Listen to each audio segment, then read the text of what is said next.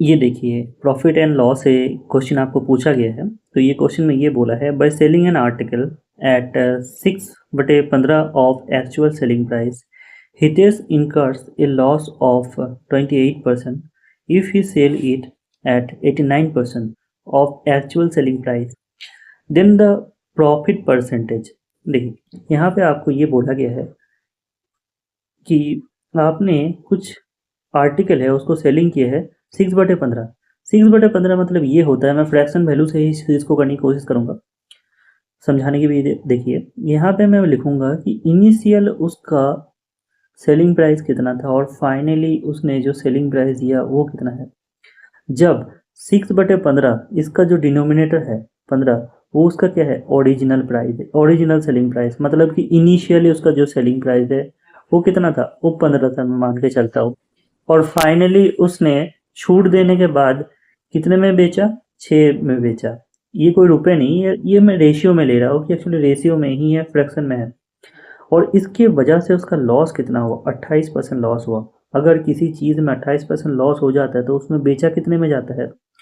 मान के चलिए आपका एक 100% का सामान है और उसमें आपने 28% लॉस कर दिया, इसके मतलब सामान आप 72% में बेच रहे होंगे। ठीक है, मतलब ये 6 का वैल्यू आपका एक्चुअल में 72% का वैल्यू है।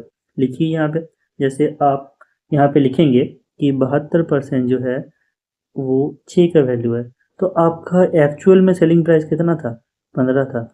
3 से काटेंगे तो 2 आएगा, 3 से काटेंगे तो 5 आएगा, 2 से 36। तो आप बोलेंगे मेरा एक्चुअल जो सेलिंग प्राइस था वो जो है 180% के हिसाब से था। ठीक है, 180% के हिसाब से था। तो बोला है कि इसी 180% के ऊपर अगर आप 89, मतलब यही जो असली सेलिंग प्राइस है इसको आप 89 में बेचते तो आपका कितना प्रॉफिट होता है। तो हम यहाँ पे 89% को गुना कर देंगे। देखिए इस जीरो के साथ ये जीरो कट जाएगा। अब अगर कैलकुलेशन करेंगे इसको तो उसके बाद जो है ये 9 से कटेगा और ये 5 से कटेगा। मैं ऊपर वाला पार्ट थोड़ा इरेज करता हूँ। आप साथ साथ में ना नोट डाउन भी कर लीजिएगा तो इससे सुविधा होगा चीज़ों। ये जो आप गुना करेंगे तो आप आ जाएगा 801 बटे आपका कितना आ रहा है, 5 आ रहा है। तो 5 16 80 मतलब होता है 160.2। ठीक है, तो 160.2 उसका सेलिंग प्राइस हो गया। 89% देने के बाद उसका जो है ये सेलिंग प्राइस हो गया। बोला है प्रॉफिट परसेंटेज कितना है।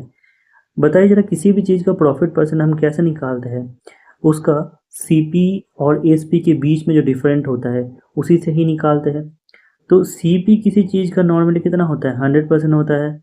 और आपका एसपी इतना है, तो बीच में गैप कितना है, 60.2 जो है आपने यहाँ पे ओवरऑल प्रॉफिट किया है। यही आपका आंसर आ गया। कैसे लगा ये वाला कॉन्सेप्ट, सही है ये भी।